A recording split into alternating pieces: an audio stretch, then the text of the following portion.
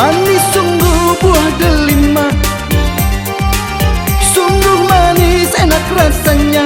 Gadis ataupun janda bagiku ya sama saja, asal pribadinya selalu berhati mulia. Cantik sungguh berkain batik, tambah cantik pakai kebaya. Apalah artinya wanita berwajah cantik kalaulah hatinya selalu tidak setia. Lihat, coba lihat, ya mangga si buah mangga. Baiklah kulitnya, belum tentu baik isinya. Janda biar janda, asalkan berhati mulia. Si gadis yang cantik belum tentu baik hatinya. Buah duku dalam keranjang, bawa pergi ke kota raja.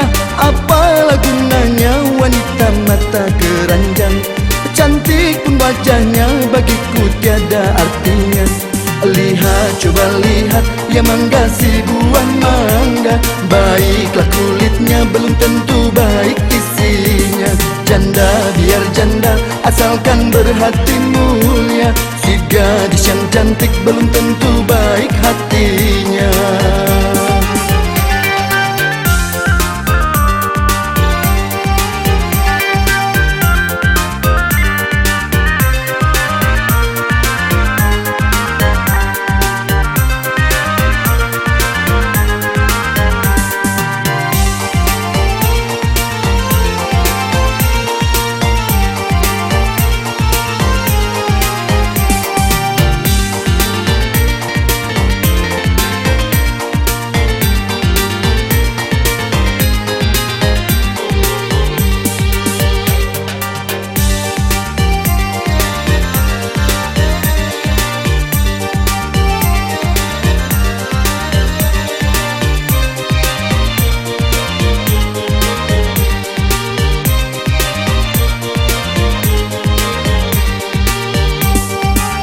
Manis sungguh buah delima,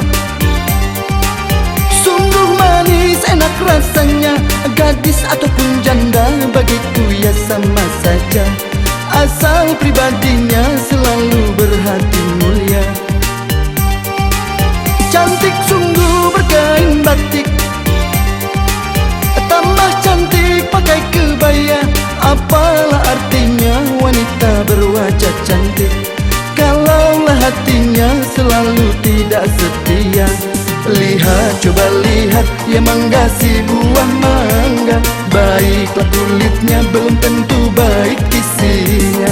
Janda biar janda, asalkan berhati mulia. Si gadis yang cantik belum tentu baik hatinya.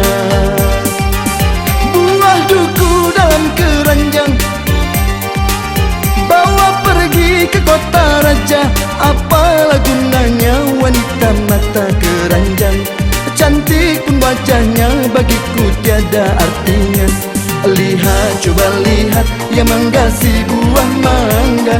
Baiklah kulitnya, belum tentu baik isinya.